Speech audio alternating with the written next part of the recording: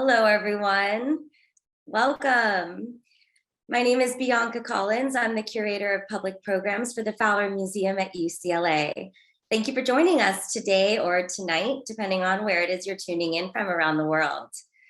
The Fowler is proud to present today's program with Patrick Martinez and Carolina A. Miranda as part of the Fowler's Global Destination for Art series. Artists from all over the world flock to work in Los Angeles, drawn by the energy of ingenuity and the space for experimental expression. As a complement to our current exhibition, How Do You See This World? The Art of Almighty God. The Fowler is proud to welcome you for this virtual studio visit with contemporary artist Patrick Martinez, who will discuss his work with Carolina A. Miranda, arts and urban design columnist for the Los Angeles Times. Martinez is celebrated for his suite of neon signs that feature provocative political messages in English and Spanish and other languages, and a multimedia approach to art making inspired by the landscape of LA's streets. After the studio tour, Martinez and Miranda will talk about the ways in which his work simultaneously takes from and is part of Los Angeles, and how he records official and unofficial histories by engaging with specific architectural signifiers in an urban vernacular dialogue. Patrick Martinez was born in 1980 in Pasadena, California, and earned his BFA with honors from Art Center College of Design in 2005. His work has been exhibited extensively domestically and internationally and resides in the permanent collections of the Whitney Museum of American Art, Smithsonian National Museum of American History, LACMA, the Autry Museum of the American West, the Smithsonian National Museum of African American History and Culture, the Pizzuti Collection of the Columbus Museum of Art, and the Museum of Latin American Art, among others. Martinez lives and works in LA and is represented by Charlie Jane's Gallery. Carolina A. Miranda is arts and urban design columnist for the Los Angeles Times. Previously, she was a longtime independent journalist contributing stories to Time Magazine, Art News, Fast Company, Architect, Art in America, and National Public Radio. She is a regular contributor to KCRW's Press Play and a winner of the 2017 Rabkin Prize in Visual Arts Journalism. Miranda serves as founding co-chair of the Los Angeles Times Guild, the newspaper's employee union. If you have any questions during this program, please submit them through the Q&A function found at the bottom of your Zoom screen. You can submit and upvote entries that you would like to be considered at the end of the program. And that's all from me. I'm going to hand it over now to Carolina and Patrick. Thank you so much, Bianca, and to you and the team there, to Ivy, who's doing our tech behind the scenes, and to the Fowler for hosting this event. I went to see the Almighty God exhibition the other day, as well as a really incredible show, Aboriginal Textiles, while I was there. And so very excited to be collaborating with you guys today. And to Patrick Martinez, whose work I have been following for many years, and I'm always excited to talk to. Thanks for coming out today. He is joining us from his studio. Tell us where you're at, like where is your workspace? Where's your lair? I'm in Huntington Park, California, which is south of downtown Los Angeles. So I'm like past Lawson. I've been at this studio for about 2+ years. Mm-hmm. And yeah, I've been working away. Small pieces, big pieces, medium-sized pieces, and I wanted to show you guys around the studio today. So I think I'm going to go ahead and switch the camera around and show you guys kind of what I'm working on, some things that you probably have seen or haven't seen that are older, some are newer. So let me do that right now. Awesome. Yeah, well, while Patrick flips his camera, I think it's a bummer that we can't get together in real life for some of these conversations, but the nice thing about the virtual thing is it means we can all lurk his studio a little bit. Yeah. And I think part of what has always compelled me about Patrick's work is the way in which he draws so much from the city in his work. So yeah, tell us a little bit about what we're looking at here. This is a painting that I'm working on. I'll slowly kind of pan out. This piece is 16 feet by 7 feet, and the panel is one solid panel, and I'm working on the the way I started, I'll do like an underpainting with these mural kind of ideas that I have, like overlapping concepts. The figures coming from Central Mexican murals that I imagine on like community centers painted on the sides of like buildings in Los Angeles. And then the sunset with palm trees, I imagine they would be on the side of a Mariscos restaurant or Salvadorian restaurant.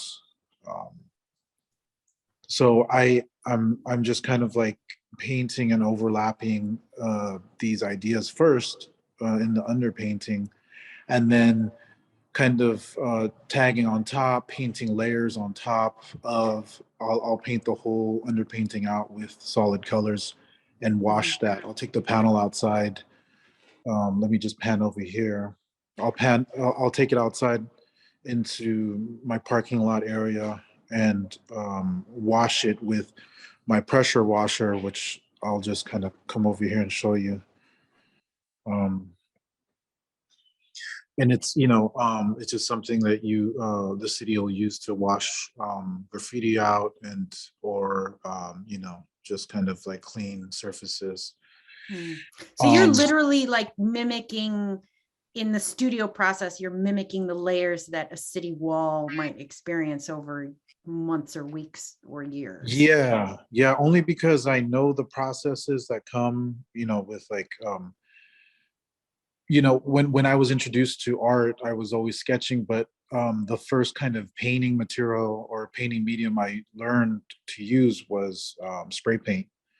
And I was 11 or 12 years old, and it was something that I tried to manipulate in graffiti yards and trucks and different surfaces, in the city. And I also know how they kind of like take that away. The city will take that away or try to combat, certain, or, like wash it away or scrape it off certain materials. So I use that as a reduction method in the painting that I'm creating. So I'll use that like almost how kind of like you dip a brush into water if you're using acrylic, and to reduce the water or the paint on the brush, I'll use the water to reduce the paint on the surface. And also like, that speaks to the layering and the time of the piece, because these pieces are about time.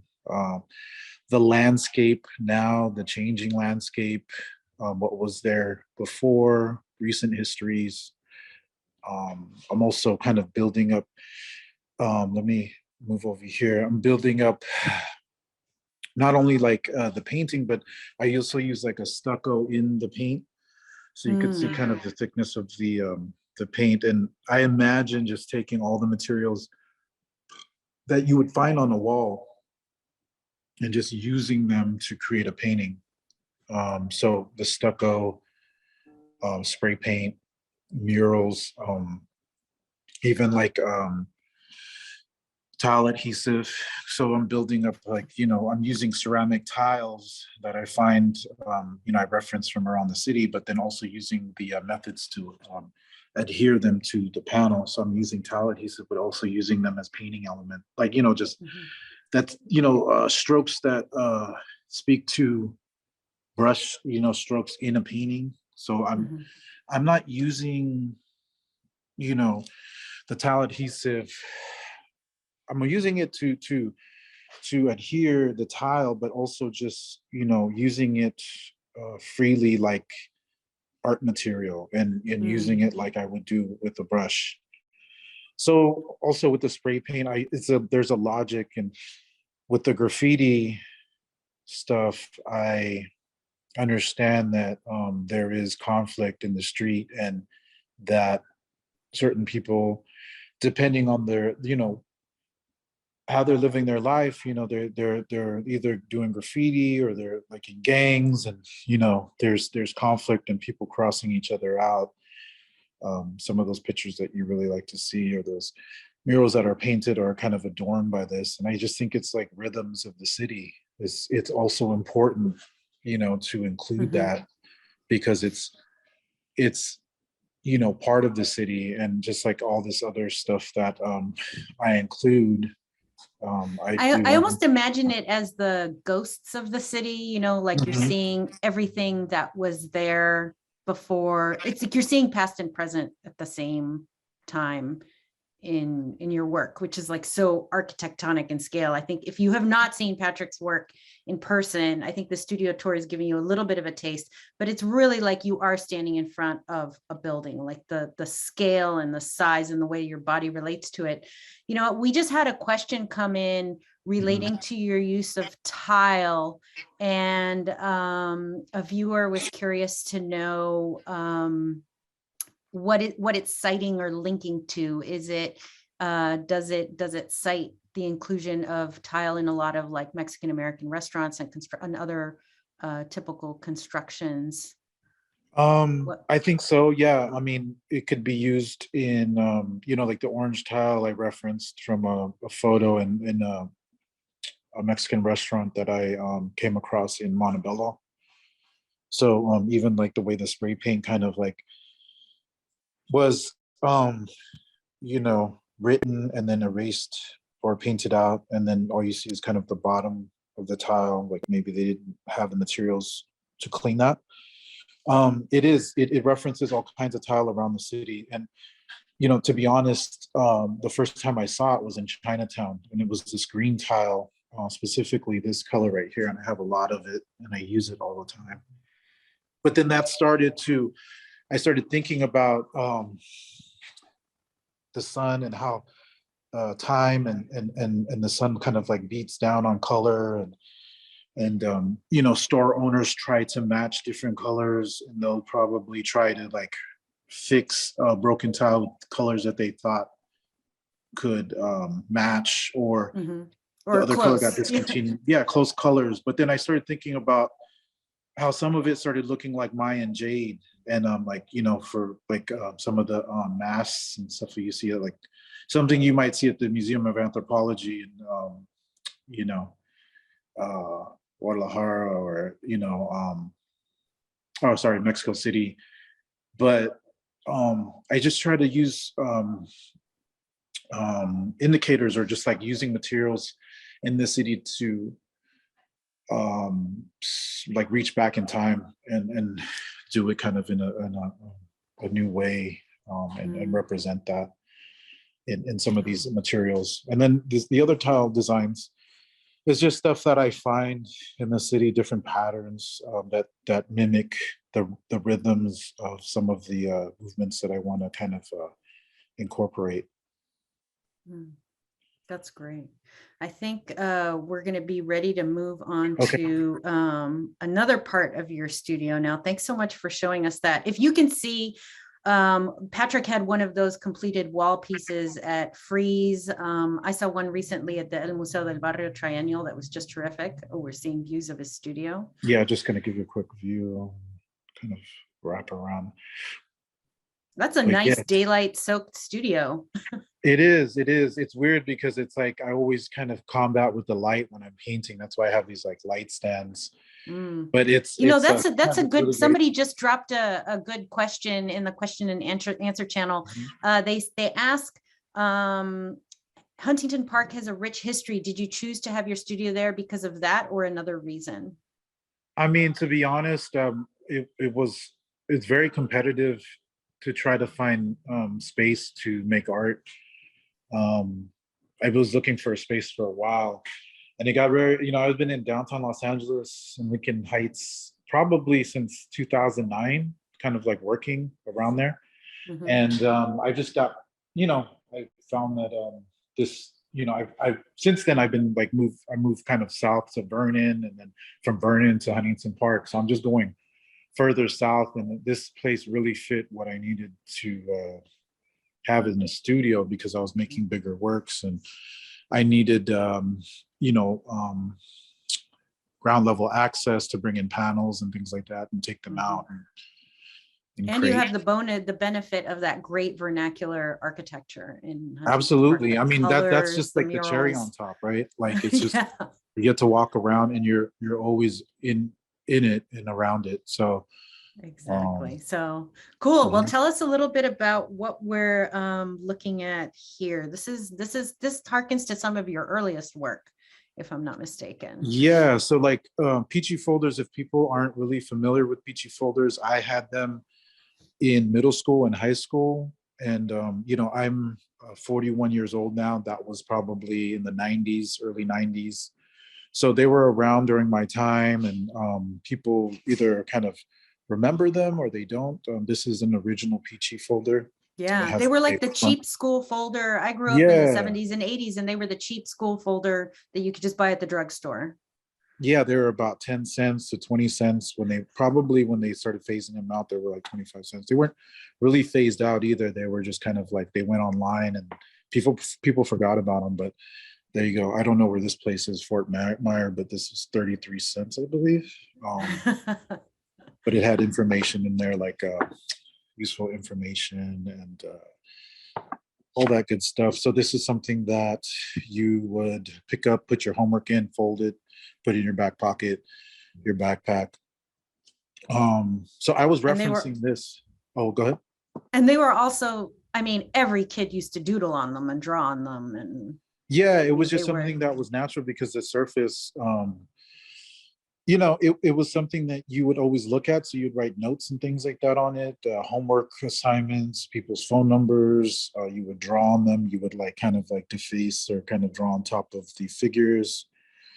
And that's kind of like the entry point to why I started to try to remix them. And the thing about it was, like, in high school, I remember even in middle school, there was police at our middle school and our high school. And it was like such a weird thing to me. And it's something, I came in contact with a lot of authority figures when I was a kid. And it was like kind of, and it was obviously not a good situations, but my brother, my friends. So it was just something I kind of brought into, my work as an adult, mm-hmm. and just thinking about the past and how those things kind of went down. Mm-hmm. So in thinking about the past, I made Here, can you frame it? Yeah, can you frame it a little better? Because we just couldn't see the work. There we go. Yeah. So this one is the first peachy drawing that I did. Well, actually, this is the second attempt at it. And I'm going to put this on the floor and just kind of look down. Sorry. Mm-hmm.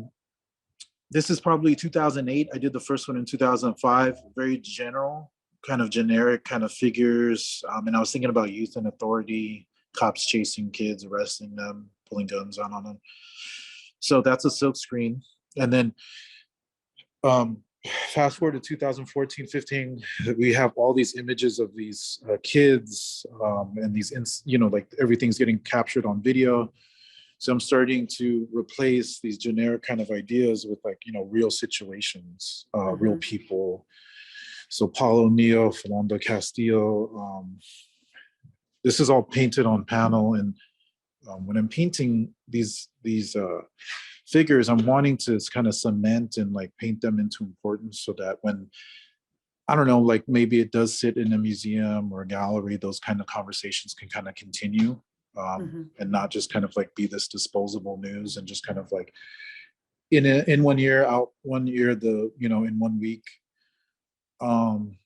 So yeah, I mean, it kind of just jumped from that to this.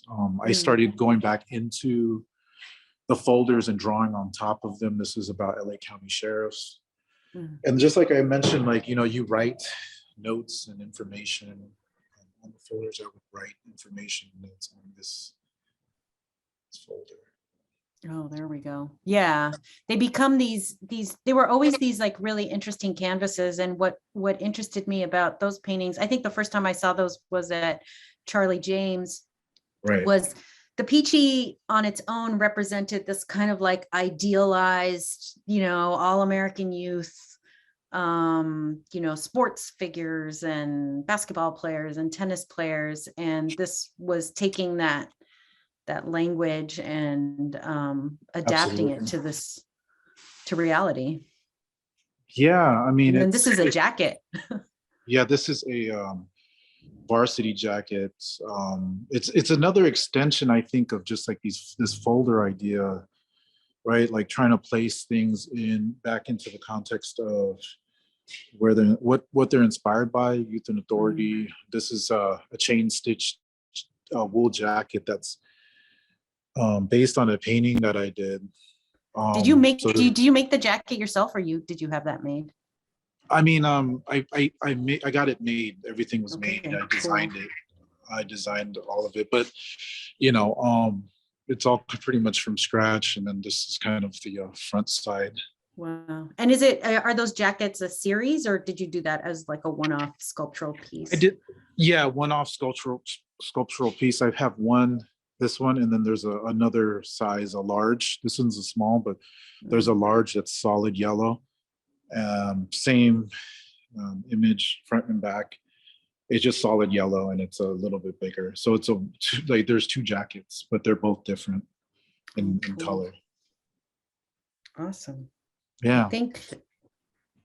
I think you may have some other stuff in your studio that you are going to show us. Oh, this yeah. is another body of work. Yeah, it's a neon collage is what I call them. And this is also inspired by the city, the landscape, kind of, just really paying attention to the surroundings and letting the city and the land provide.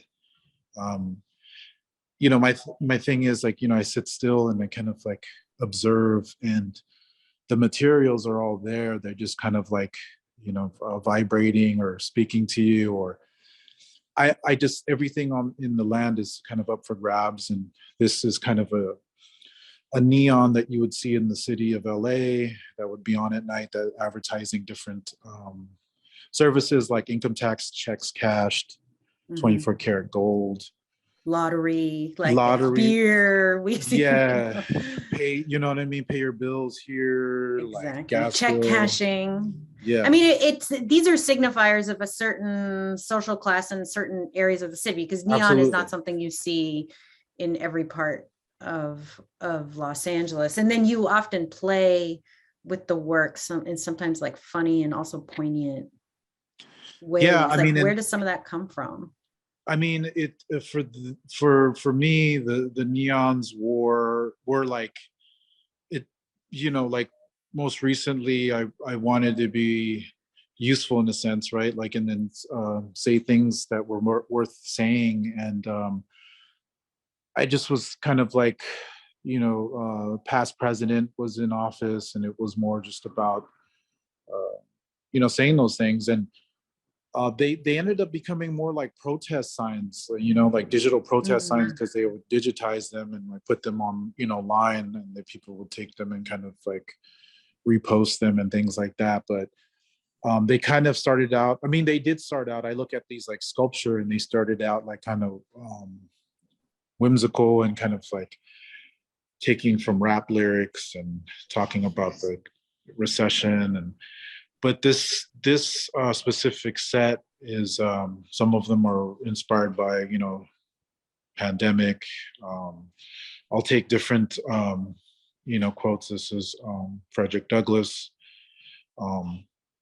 Also, just like Color Aloud is a combination of segregation signs and color copy neons. You still see them in the city, just kind of like color copies, are done here, and you see the neon is just like green, purple, orange, red, and pink, so it's just like, conflating those two and creating something new. Some of them are kind of like quotes that I'm just kind of like dusting off, and like kind of like not remixing, but representing something that might be just kind of like older, and trying to present it in a new way.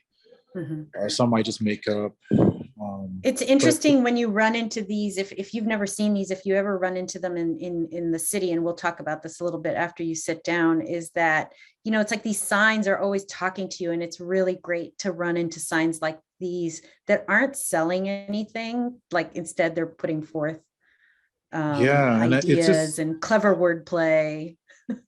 And the vocabulary is already built in. Your limit, I'm not, you're limited, but it's just neon. It's a certain, you have like handfuls of color, and then also just like what we can bend to create something. But this is all kind of already in the city. Like the rose is taking, like I'm referencing like florist neons, flower shops. The dollar signs come from like, banks and checks cashed and things like that. Yeah, in fact, somebody here just dropped a question. One of a viewer asked, what dictates a neon artwork, the shape or the message? So it sounds like what you're able to do with neon dictates a large part with it, but does shape and color come first, or does message come first for you? Message comes first. And the colors, like I said, they're limited, but they're not like, we're not just working with 4 or 5 different colors. There's a good combination. But message comes first. It depends on like something. If I want to see it, if I think that it needs to be out there, I'll definitely get it, make it. And then it's like, okay, what am I trying to say with the color? Obviously with color allowed, it was more apparent. Some of the other colors I'm thinking about, complementary colors, systems that are getting used, but also just kind of like, this community aesthetic and, store owners just putting together these colors that they think they look good. I'm also kind of getting in that mindset. Yeah, the vernacular, just vernacular design. Yeah, just like kind of like wanting to forget, because these neons don't really have anything to do with like a advertising as we know it and on television and also print and all that stuff. These are just kind of like skewing up text, fitting it as big as you can in that rectangle to communicate an idea or what you're trying to sell, so cool. Is there anything else? I think we should probably sit down soon for our combo. I think there was one more thing you wanted. Yeah, this is kind of another body of work for me. These are the cake portraits. So this is El Comandante Marcos.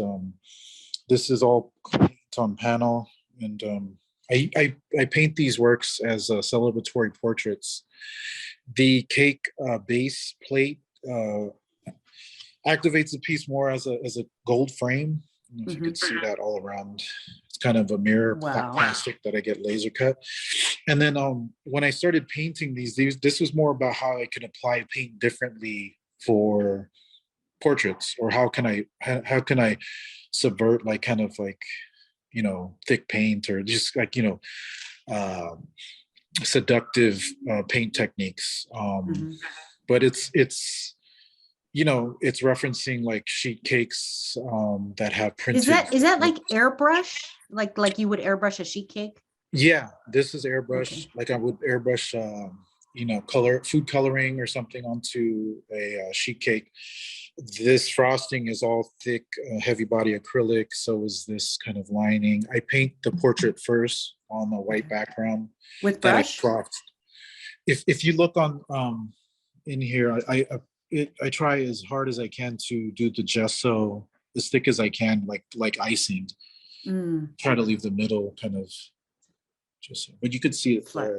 Yeah, no, it's really interesting because it really does. I think of Wayne Thiebaud's paintings of cakes, where he says he always painted the cake as if you were frosting a cake, not as if you were painting a rendering of the cake. And here you're using the materials just like you would use icing or food coloring or the frosting roses. Yeah. And that was always apparent to me with Wayne Thiebaud, and even Lucien Freud, or how they would like carve that cake out, or how Wayne Thiebaud would carve the cake out like he was frosting a cake.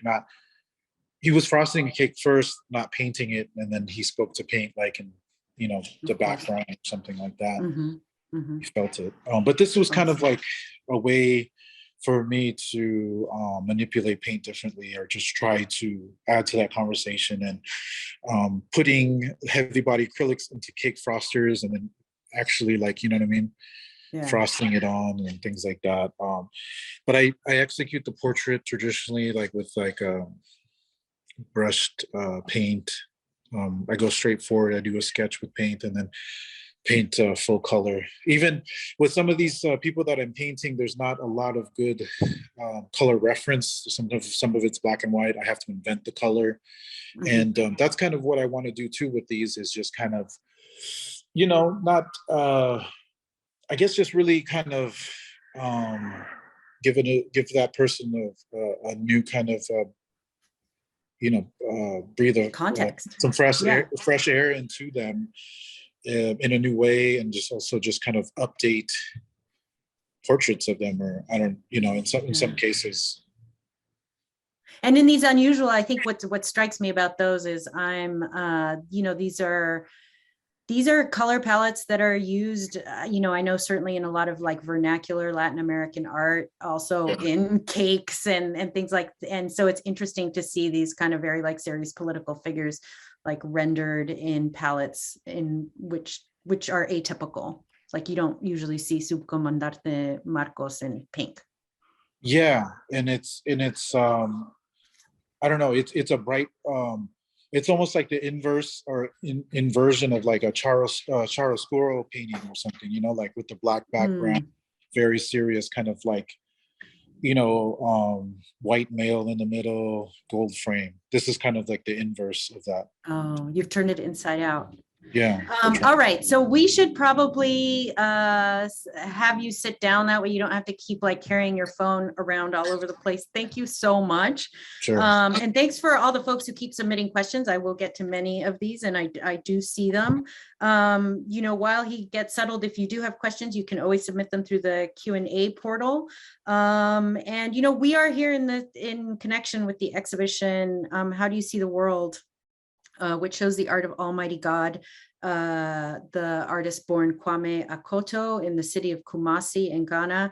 And I think what was so interesting to me about going to see that show and then thinking about Patrick's work was really thinking about Akoto's work is about sign painting that has evolved into a broader art practice. And Patrick's work is about a broader art practice that draws from some of these vernacular painting techniques, sign painting, graffiti, neon signage, vernacular murals. And so, two artists who kind of take the signifiers of the city and kind of scramble them up and then put them back out there. But I wanted to start with a very basic question, because you alluded to it earlier about how you came to a lot of painting through graffiti. And so I wanted to know a little bit about your graffiti roots. Like, what was your tag? What kind of pieces did you like to make? Did you have a favorite color palette or types of locations you like to paint in? How did you begin?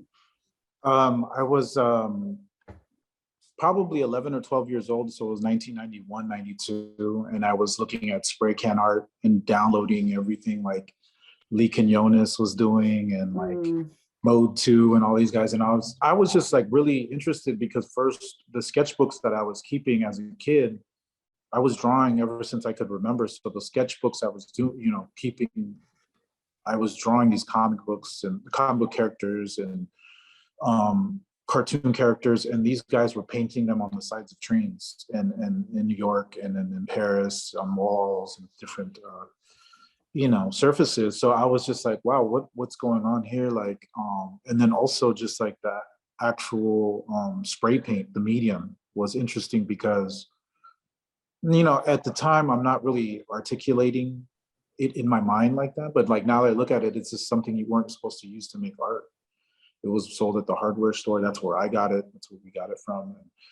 And, on top of that, my brother was doing graffiti. He was tagging already for, I thought it was, the energy was so amazing. Like it was like the 90s, and it was like rap music, and my brother was doing it, all his friends. And then I was just wanting to like hone in, but like more like I would go to graffiti yards and just spend hours there.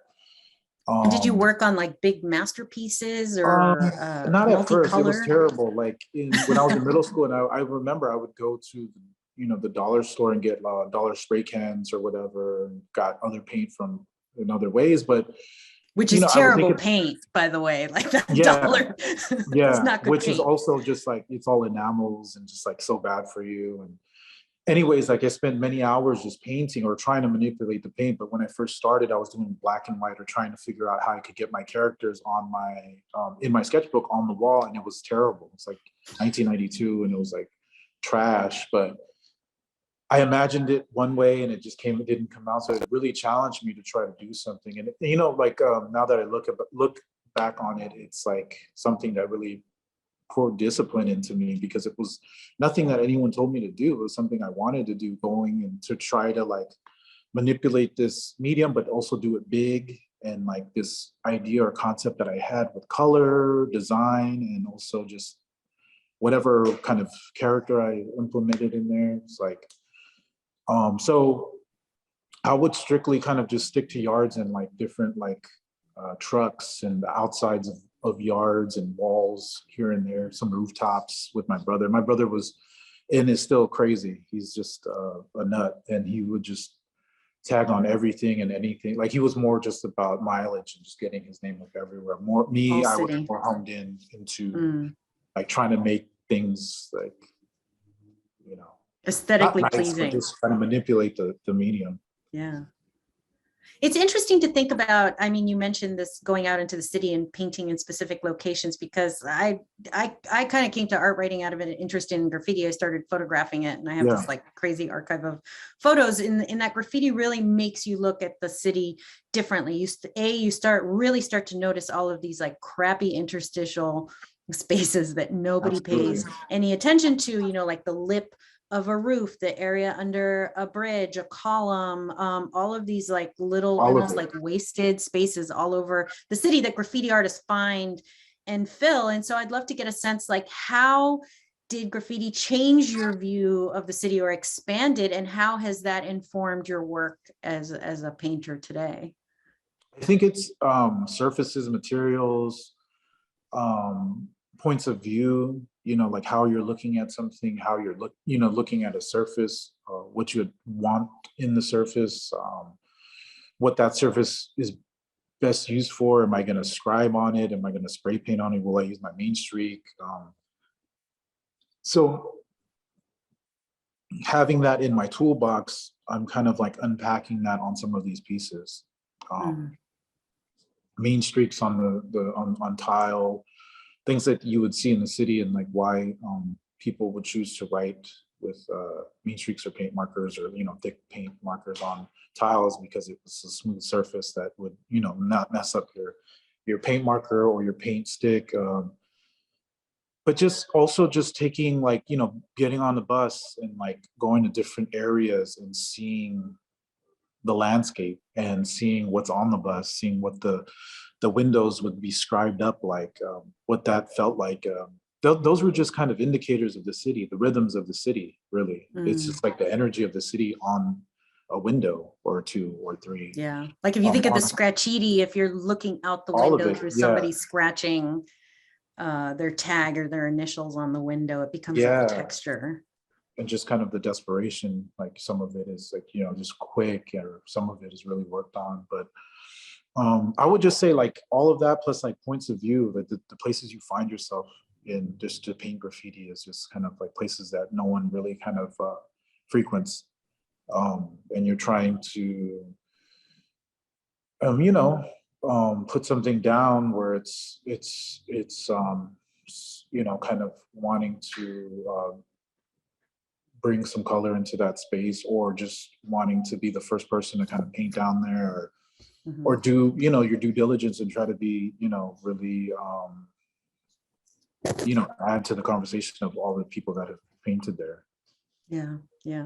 I want to go back, since graffiti is words and it's thinking. I think part of what is interesting about graffiti is the way in which graffiti writers will play with words, not just in terms of the names of their tags, but sometimes the things they write next to them. And I feel like that is just such a great segue to your neon work, which is about words. So I'd love to get slide number 2 up, if we can show that. And if you could just tell us a little bit. This was at La Plaza de Arte y Culturas last year, if I'm not mistaken. If you could tell us, this was a massive neon installation, which I actually went to check out several times, including a couple at night. It was so fantastic. If you could just tell us a little bit about what that piece was and how it came about. La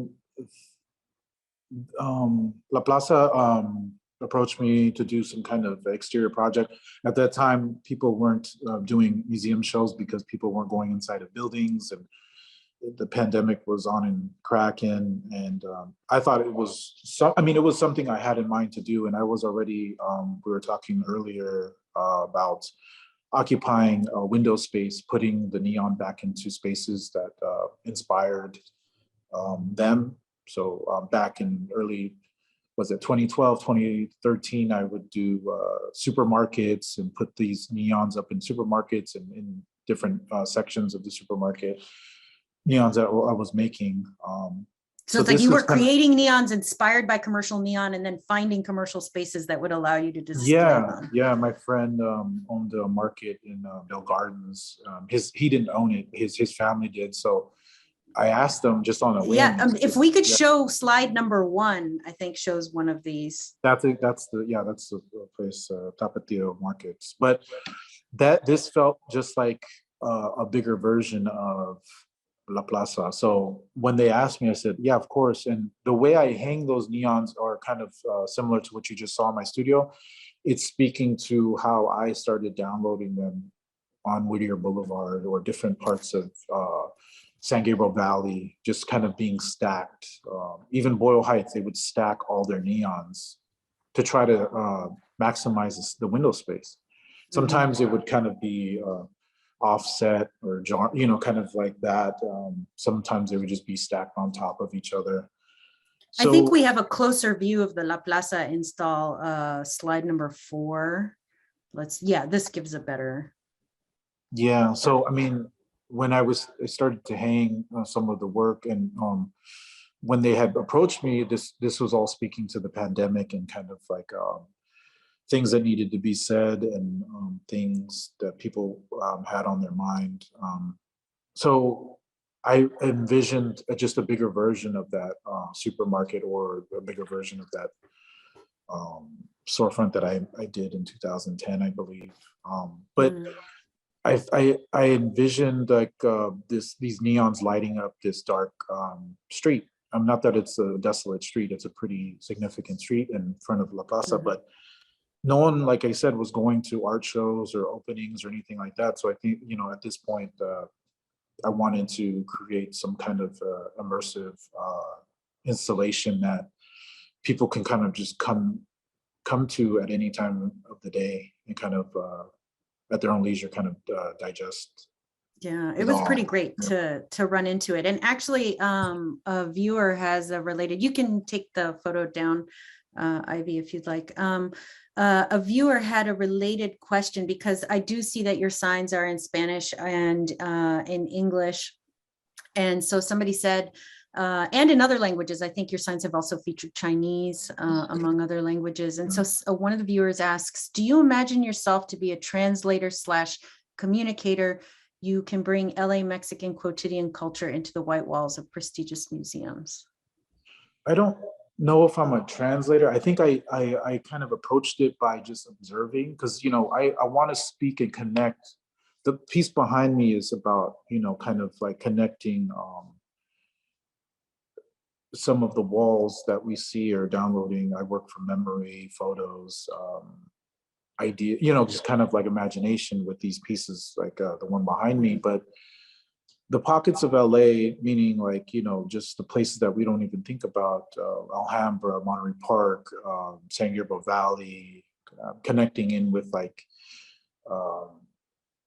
East Los Angeles. And when you're driving through, and the way I want you to feel when you're looking at a piece like this behind me is like you're taking a drive. But with the neons, it's like when you do take that drive, and I have or walk through those different cities, the language changes, right? Like the characters change depending on what city you're in. So, but the format stays the same. They have the rectangle with just information in the middle, trying to sell a service.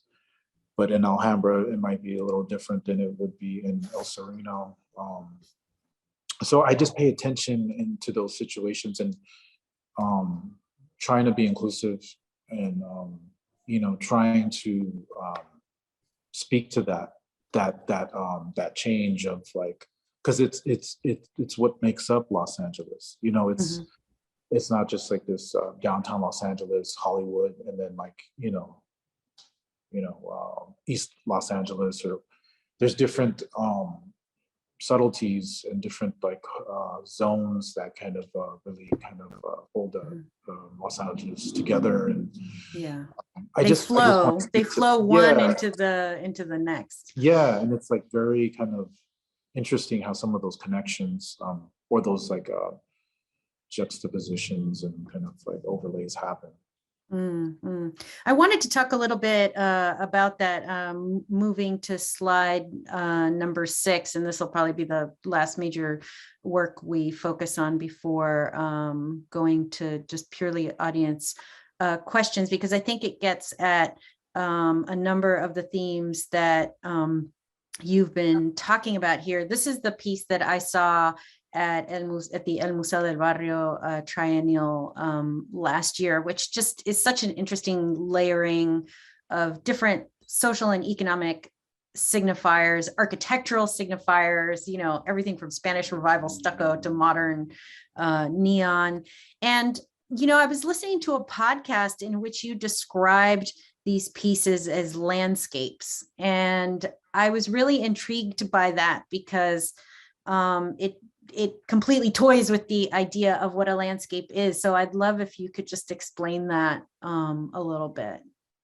I think what I'm interested in is the way I was kind of in school, in my undergraduate, I learned a lot of traditional kind of techniques on how to paint the human body, also draw the human body, draw and paint a landscape. There were certain ways to approach and doing it, like traditional ways that kind of spoke to a European easel painting sensibility. So me, all these years, I'm just really just trying to find a language to create some of those things in a non-traditional way. So this is kind of like where I'm at, just kind of like finding materials in the city to create a landscape and using what I consider, you know, painting elements and sculpture and figures in different ways to put in that landscape. So it's just kind of like trying to subvert, I guess, you know, what's traditional and looked at as beautiful. And then also keeping in mind discounted areas, discounted objects, things that are just kind of like overlooked and not really paid attention to. Like, I'm trying to make the viewer kind of wanting to find value in it, or just like pay attention or like look again kind of. You know, that leads to a really great question that somebody dropped in the chat. They ask, why do you intentionally engage processes of working class labor? I'm thinking of migrants making cakes with cheap icing, and they mean cheap in the best way possible, or migrants painting over graffiti, or migrants putting up tile over a structure. Why do those elements compel you? And I know that that's something that you have talked about in the past. I mean, it's something that I want to, that's important to me. And then it's where I'm from, you know, like it's where my friends are from. My family was just working, but then also just like wanting, like in the spirit of even graffiti, of just wanting to connect with people and also speak, you know, to those people and make them feel seen and kind of project them onto that wall. But it's also it's also in the spirit of a spray can, right? Like it's all kind of like materials that everyone can kind of get, or maybe they don't really look at these materials as ways of making art. And I guess it's a way of valuing those materials, really. Yeah, and then it's just like accessible and people understand the vocabulary, and I'm not wanting to speak to them in a way that I don't, you know, a language I don't understand, you know, that I don't know. So I'm not trying to paint or present myself with, you know, some kind of like vocabulary that I you know, that doesn't feel honest to me, or just doesn't feel right to me. These are all materials and topics that I feel at home with. Mm. And it's something And that I actually, want to. we have a pile of questions that are pouring in. You are a very popular guest. So let me just cut to the next one. Sorry to interrupt. Colony Little has submitted a question. She says and I think it goes back to this idea of what you value. There's a through line of protest and police brutality between the Peachy works and the neon. Do you have plans of expanding that narrative using other mediums? Up until now, it's all been kind of organic. So I think in different ways, like I don't see them as, even though I presented them as four different bodies of work, I always see that them are being interconnected, and the wall works are kind of, subtle kind of versions of the Peachy folders and vice versa, and like the Peachy folders being like very specific and painting those portraits, and the neon being graphic and just really bold and like saying what it's saying, and that's it. But they're all kind of interconnected. Where I end up or what I say in different ways, I'm not sure. I mean, it just really depends on where I end up next, and what kind of where I end up. What am I? I'm always investigating new ways to communicate visually. It's a language I speak in, but I'm sure I will. I don't know what it would be, but Could be something more architectonic. I think, anybody who saw your show at the Vincent Price Art Museum, that was really an opportunity to see your work expanding into, I don't know, more dimensions. Yeah, for sure. So first of all, somebody has thankfully informed us that Fred Meyer is, because before, if you were not on, Patrick showed us an original Peachy folder with a sticker with a price tag from Fred Meyer. A viewer has let us know that Fred Meyer is a big store in Portland, Oregon, general purpose stuff. My kids have all of them, all of them. So thank you for clarifying who Fred Meyer was. Somebody else asks, do you link your work to the Rascuache movement? And for folks who don't know what Rascuache is a Mexican rooted artistic philosophy that is about taking kind of undervalued materials and repurposing them in startling and aesthetically pleasing ways. And so do you see yourself as connected to that? I mean, it's kind of like there's signifiers there, but it's only because it's observational, I think. And I'm just responding to the landscape and like my surroundings. And a lot of that can be found in Los Angeles because it's everywhere. So me just kind of like wanting to respond and observe, it's going to happen, and those materials and those colors and all that stuff is going to, they will speak to that. But I don't really, I guess my mode is not that I'm not speaking too directly. I'm more just kind of as a byproduct. It's just happening that there's a conversation there. So we have time for one more question. This went by so fast, I can't believe it. We have one more question, which is an open question to both of us. That is, what are your thoughts on museums and collectors acquiring, finally, Latinx art? I'll say they could still be doing a lot more of it. That's how I'll answer.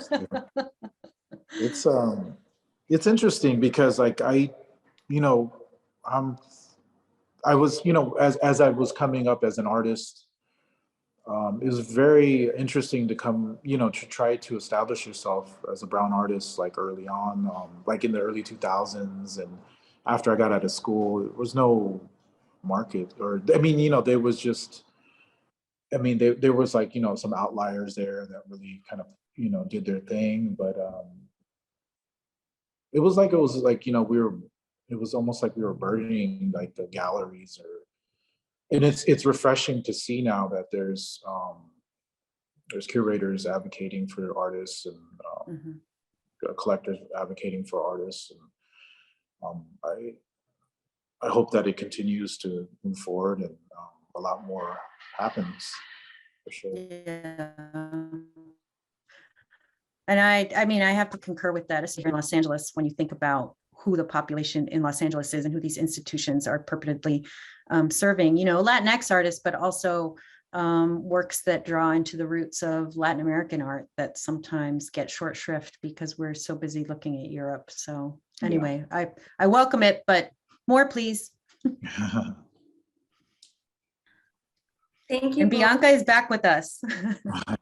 We're just out of time, and I agree that hour just flew by. Thank you both so much. That was incredibly interesting to be a fly on the wall for your conversation. Thank you for bringing Fowler audiences along for this behind the scenes peek at where you make all that magic happen, Patrick. It was so lovely to learn about what really inspires you in our city and how driven you are to make marginalized Angelenos feel seen, especially through this lens that Carolina offered to look at things through an architectural lens. Very interesting conversation. Thank you both. Absolutely. Thank you. And thanks for everyone for tuning in. Yes, thank you to everyone who joined us. This program's been recorded. It'll be available immediately on the Fowler's Facebook. And then in a few days, it will be uploaded onto our website and onto our Instagram for you to revisit and share as you see fit. And we hope that you will join us again for our next program in person at the Fowler Museum. We're going to be having a big party, so hope you'll join us. You can find information on the closing slide and RSVP with the QR code. We'll see you next time. Bye, everyone. Thanks for joining us.